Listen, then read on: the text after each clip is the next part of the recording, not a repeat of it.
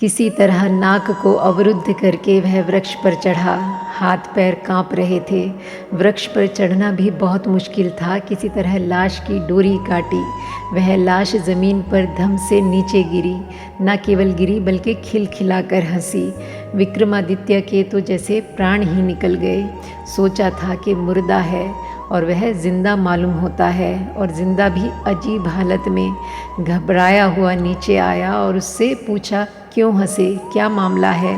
बस इतना कहना था कि लाश उड़ी और वापस जाकर वृक्ष पर लटक गई।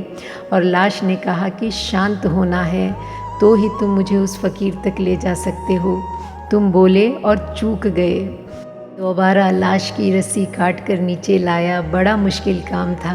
बोलने से भी थोड़ी राहत मिलती है, क्योंकि जब आदमी को भय लगता है तो कुछ बोलना चाहता है, राम राम जपने लग जाता है। कोई सहारा चाहिए।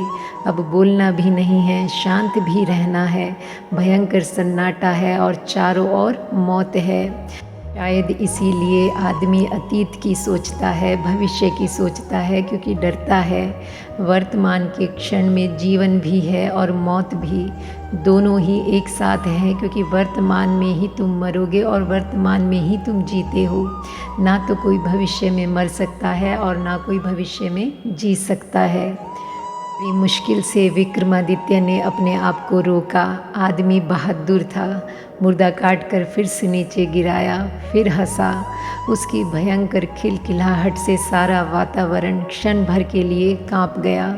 छाती कांप गई। नीचे उतरा, मुर्दे को कंधे पर रखा, चलने लगा। तो मुर्दे ने कहा कि सुनो, राह लंबी है, रात अंधेरी है, और तुम्हारा बोझ हल्का करने के लिए तुम्हें एक कहानी सुनाता हूँ।